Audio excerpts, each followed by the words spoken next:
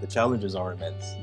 And I think just having that support network, just phenomenal companies that actually are in the west of Ireland, is just super impressive. Then even just looking for like-minded people who actually have gone through the journey as well, just looking to sort of, what was your experience? How did you get going?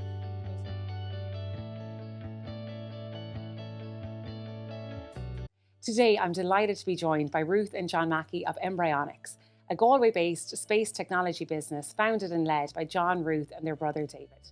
Mbryonics works with the world's leading space experts in the design and manufacture of custom high-specification space lasers.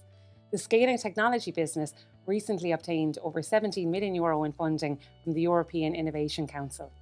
In the next 5 years, there will be over 40,000 new satellites in the sky, with a global market in excess of €40 billion, making the Mbryonics opportunity truly out of this world. We are thrilled that Ruth, John and David are joining our international scaling community with a shared vision of elevating the regional technology ecosystem to new heights. Welcome, guys, and thank you so much for joining us. Absolute pleasure to be here. I guess firstly, huge congratulations on the funding. And to start with, why don't you maybe tell us where this fits into your wider strategic plan and growth trajectory? Number one, it was obviously the team incredibly excited to get that sort of validation.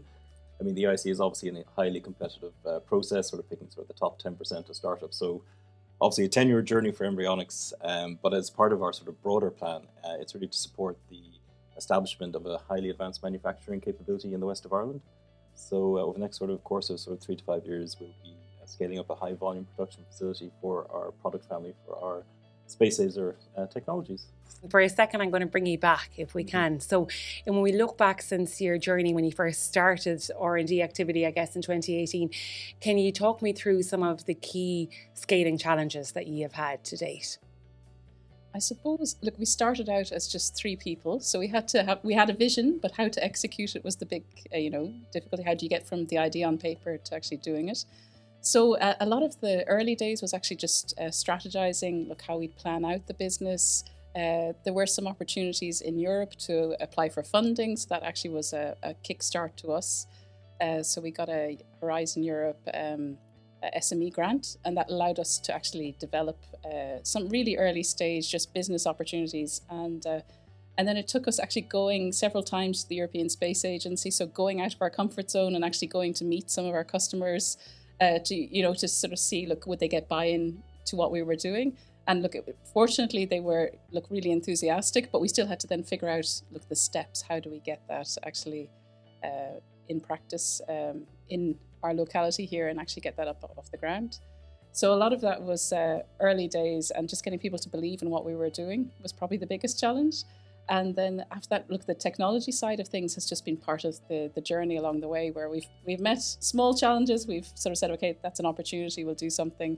So I think that's, sort of the same with most businesses. You're looking for ways to sort of just make it real, And I guess, what have your biggest lessons or learnings been to date then? Oh, that's a good one. Just having a clear vision from the start and actually holding true to it, not being dissuaded by stuff happening around you. Often there's a lot of hype going on and you're sort of, well, okay, I'm not going to look at that. I'm just going to keep focused. I know what we have is actually what's right for this time. So being on time is actually quite a big thing actually for us, and being ready for your time. That's sort of the key, sort of like one of the key things that we've been looking at. Yeah. Okay, and I guess a lot of people would be surprised that your business is based in the west of Ireland. How has that been a benefit, or has that been a hindrance in your story so far? I suppose we were quite biased because we grew up in the west of Ireland, so we actually love the west of Ireland. So for us, it's very much been a positive experience actually in the west. Just the lifestyle and actually having that sort of lovely outdoors experience as well as the business side. We had a local community around us in the university with huge talent that we actually have attracted to the company, so that's been great. But we've probably exhausted that now, so we're going further afield, and I suppose the challenge is, how do you get someone to relocate from maybe mainland Europe and then think about the West of Ireland? So it's a pro in that they see it as a lovely coastline, but it's also because maybe the distance getting out of the country can be, a day's journey, and then you have to go another day to travel anywhere. Is it a little bit of a hindrance? I think, and I'd add to it, because sort of back to Ruth's point of, like, when you first set out on a startup and having, a big ambition and a big vision, and sticking to it and staying true to it. I mean, in some ways, if we had gone to Silicon Valley and sort of been another, and space tech as it sort of became a bit more sexy and whatever else popular, like Elon Musk obviously really putting it on the map. Obviously, we're incredibly unique in Ireland, but in the west of Ireland. And I mean, one of the first things we did with that grant we got from the European Commission, I mean, for us to speak to potential strategic partners, future customers, it actually involved us going to the North Pole. That was our first place we went to test out technology. That's our technology in that sort of environment, because that's one of the most strategic sites for ground-based satellite connectivity. And I suppose the west of Ireland, look, we're on the edge of another sort of environment. And I mean, many years before us, Marconi set up the first wireless communication station out near Clifton. I mean, it was the size of the cathedral in Galway. To think of that out in the west of, coast of Ireland, everything. So look, we're pioneering, but there's other folks that certainly have pioneered ahead of us. Fantastic. Yeah. Well, I guess looking then to the horizons, what are the specific opportunities and challenges, I guess, that you see from here? Well, opportunities, my goodness, yes. So I mean, around the EIC backing everything means, as I say, it's part of this broader vision to last 10 years have very much been R&D focused, and we've been developing a sort of an end-to-end product portfolio to enable, instead of traditional RF communications, now introducing laser communications into satellite networks. And this is obviously not necessarily been done before. It's a very much a nascent technology, but also in the space sector, it's to yet really be formally adopted as sort of a new technology. And the technology itself is new to the sector, but also the manufacturing technology. So there's no established industrial base to produce this technology. So in parallel to the R&D days of the last 10 years, we've also having to be advancing a lot of the manufacturing technologies that go alongside it.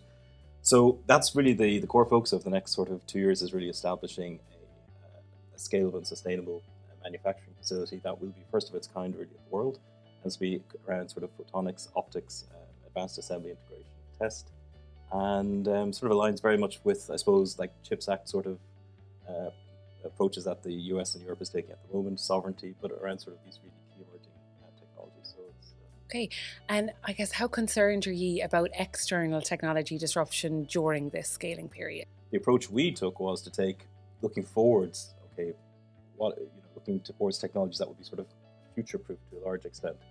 So our 10 years have actually been advancing, advanced manufacturing, but also technologies that are only now sort of, even in terrestrial datacom or all sorts of different applications, are only really coming of age. So even in those sort of sectors, they're still quite nascent. So really our portfolio is built on sort of deep tech, future-proof capability. And as we're sort of well ahead of the pack. I suppose that was sort of with the recent DARPA win as well, going against Boeing, Lockheed Martin, and other big sort of Honeywell and big names. This small company on the west coast of Ireland sort of punching well above our weight. That was really, I suppose, what underpinned it, was bringing, I suppose, these embryonic technologies to bear. Do you have aspirations for the wider space technology sector?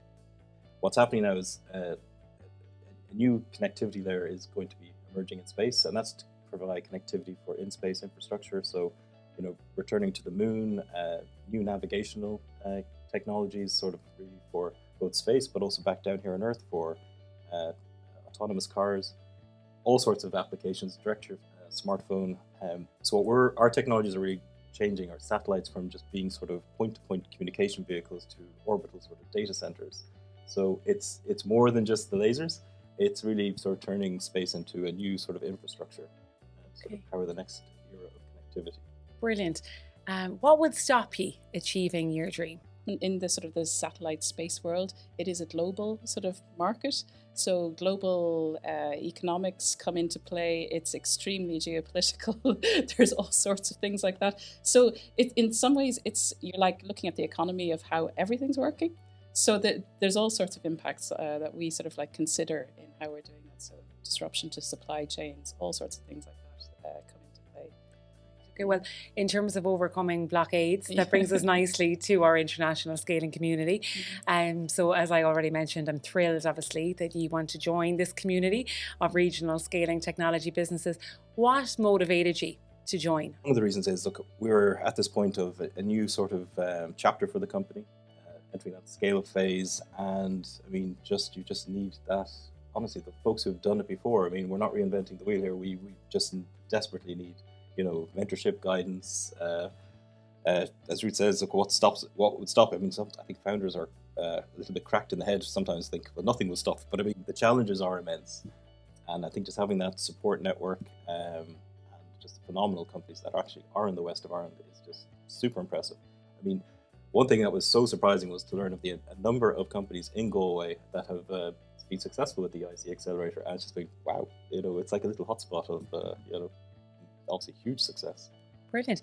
And how then do you envision best collaborating with other businesses? Are there specific areas where you could really see this being a benefit to your own long-term goals and objectives?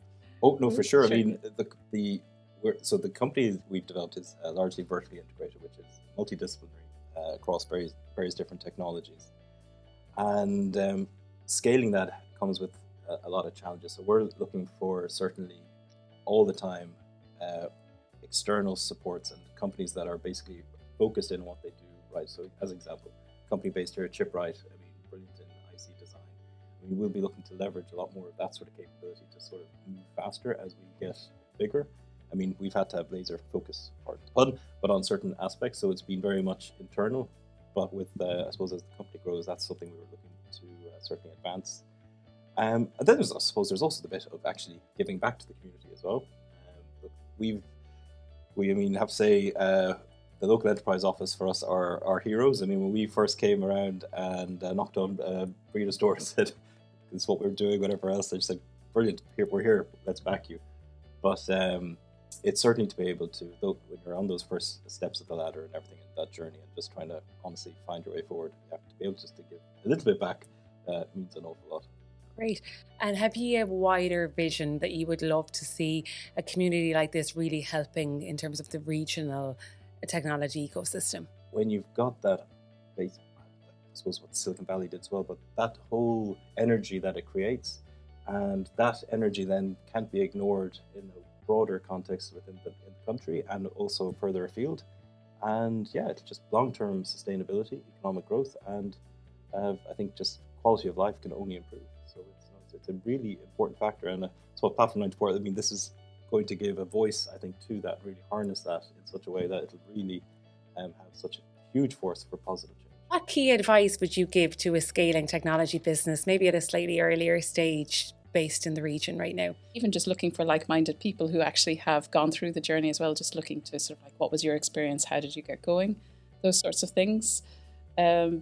Apart from that, I suppose it is getting to know your local enterprise office, getting to know Enterprise Ireland a little bit, see how they could, what they could do to support you financially if you're just getting going. And I suppose you're looking for key people to work alongside you. So that's sort of, the early stages that you're sort of after. So, great. Yeah. Well, listen, congratulations again. We look forward to watching you excel and helping throughout your scaling journey. And thank you so much for being so great with your time, with your advice. And we really are thrilled to have you joining our wider scaling community. So thank you so much. Absolutely Thanks so delighted. much. Thank you so much. It's been a pleasure.